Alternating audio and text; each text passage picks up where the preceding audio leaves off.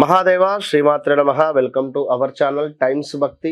ఒక చక్కటి ప్రశ్ననే ఈ కాలానికి కావలసినటువంటి ప్రశ్న మనకు మెయిల్ ఐడి ద్వారా రాధిక అనేటువంటి ఒక తల్లి అడగడం జరుగుతున్నది. తూర్పు గోదావరి వీరిది. మరి ఈ యొక్క తల్లి ఏమడుగుతుంది అంటే, గురువుగారు భోజనం చేసేటప్పుడు ఏ దిక్కున కూర్చొని భోజనం చేయాలి, ఏ దిక్కున కూర్చొని భోజనం చేయకూడదు? చాలా చక్కటి ప్రశ్న ఆ తల్లి అడిగినందుకు చాలా సంతోషం. ఎందుకంటే ఈ కాలంలో ఉండేటువంటి యూత్ కానీ వారికి అవసరము అని చెప్పుకోవచ్చును. ఎందుకంటే ఇప్పటి నుండే కొంత మనము మంచి పనులు కానీ ఏంటిది మంచిది ఏది చెడు అనేటువంటిది తెలుసుకొని ముందుకు వెళ్ళడం ద్వారా రేపటి కాలంలో మనం నలుగురికి చెప్పగలుగుతాం. అది మనం చేసే పని అద్భుతంగా ఉంటుంది. ఇందులో భాగంగా నేను నా చిన్నతనంలో మా బావగారు ఒక విషయం చెప్పారు, అది ఇప్పటికీ ఫాలో అవుతున్నా. అన్నం తిన్న తర్వాత ప్లేటులో చేతులు కడగరాదు, నీవు తిన్న ప్లేటు నీవే శుభ్రం చేసుకోవాలి. ఓకే, ఆ రోజు ఆ సందర్భంలో నా ప్లేట్ అక్కడే విడిచిపెట్టేసా, ప్లేట్లో చేయగడిగేసా, వెళ్ళిపోయా. అంటే వెళ్ళిపోదాము అని అంటే తెలియని వయసు, బావగారు ఉన్నారు, మాకు తెలియదు ఆ సందర్భంలో, మేన బావ. అయితే ఆ సందర్భంలో చెప్పాడు, ఎవరి ప్లేటు వారే కడుక్కోవాలి. అప్పుడు నాకు అది కోపం అనిపించింది. నా ప్లేట్ నేను ఎందుకు కడుక్కుంటా, ఉన్నారు కదా ఇంట్లో పనివారు కానీ లేదా మా అమ్మగారు. అంటే తన వయసు రీత్యా, తను అనుభవ రీత్యా అప్పుడు ఆ విషయం నాకు చెప్పడము, అది నేను ఒక 1 month తర్వాత రియలైజ్ అయిన దానికి, ఓకే ఇది నాకు చెప్పిన విషయం మంచి విషయము అని నేను యాక్సెప్ట్ చేసి అప్పటి నుండి ఇప్పటి వరకు ప్లేట్లో నేను చేతులు కడగను. నా ప్లేట్లో అదేవిధంగా నేను భుజించినటువంటి తర్వాత నా ప్లేట్ నేనే కడుక్కుంటా.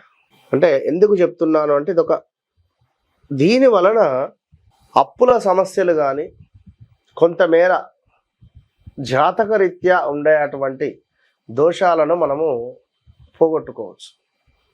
నిత్యము మనం చేసేటువంటి మంచి కార్యాలతోటే గ్రహాలన్నీ కూడా ముడిపడి ఉంటాయి, చెడు కార్యాలతోటే అన్ని గ్రహాలు ముడిపడి ఉంటాయి. ఇది గమనించుకుంటే సో ఓవరాల్గా మరి తల్లి అడిగినటువంటి ప్రశ్నకు, భోజనము ఎటువైపుగా కూర్చొని భుజించాలి అంటే ముఖ్యంగా తూర్పు ముఖంగా కూర్చొని తినడం ద్వారా చక్కటి ఆయుష్, చక్కటి తేజస్సు, చక్కటి డైజెషన్ కావచ్చును, తిన్నటువంటి ఫుడ్ చక్కటి ఆశీర్వాదం ఉంటుంది మనకు ఆ యొక్క అన్నపూర్ణ మాతది.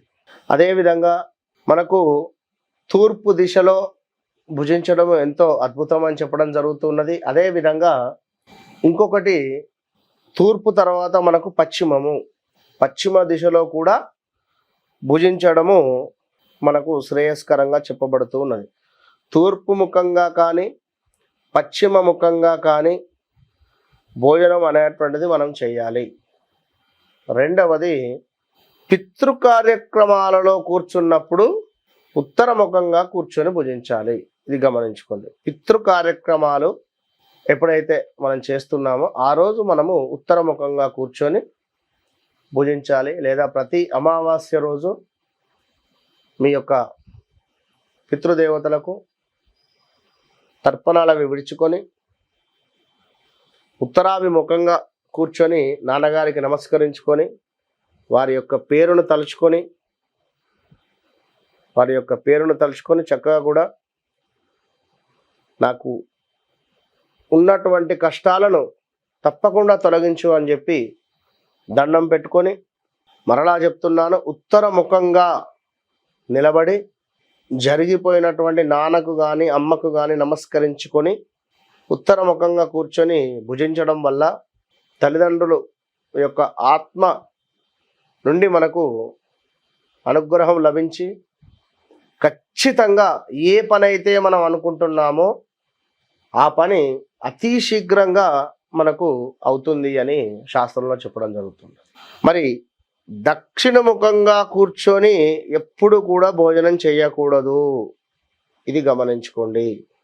దక్షిణం వైపుగా కూర్చొని ఎప్పుడు కూడా మనం భుజించకూడదు అని చెప్పడం జరుగుతున్నది. కనుక ఇట్టి సందర్భాలలో ఎప్పుడైనా కూడా తూర్పు ముఖంగా కానీ పడమర ముఖంగా కానీ ఇంట్లో ఫ్యామిలీ చక్కగా కూడా మనము తూర్పు ముఖంగా కూర్చొని తినడం ఎంతో శ్రేయస్కరం. మరి పశ్చిమాభిముఖంగా ఉద్యోగస్తులు కావచ్చును, బిజినెస్ చేసేటువంటి వారు కానీ, అదేవిధంగా వ్యాపారస్తులు మనము ఈ యొక్క పశ్చిమ దిశగా కూర్చొని భోజనం చేయడం ద్వారా వీరి యొక్క వ్యాపారము ఇంకా అభివృద్ధిలోకి రావడం జరుగుతుంది. దీంతో పాటుగా వృత్తిలో అంటే చేసేటువంటి ఉద్యోగంలో కూడా అద్భుతమైనటువంటి పురోగతి లభించే పరిస్థితి ఉంటుంది. మీ యొక్క కెరీర్లో మంచి శుభప్రదంగా మీ యొక్క కెరియరే శుభప్రదంగా మారబోయేటువంటి పరిస్థితి ఉంటుంది. కనుక భోజనము చేసేటువంటి సందర్భాలలో ఉద్యోగస్తులు, వ్యాపారస్తులు పశ్చిమాభిముఖంగా మరి తూర్పు ముఖంగా ఫ్యామిలీతోని భుజించేటువంటి ప్రయత్నం చేయండి. చాలా అద్భుతమైనటువంటి ప్రశ్న, ఈ కాలానికి కావలసినటువంటి ప్రశ్న.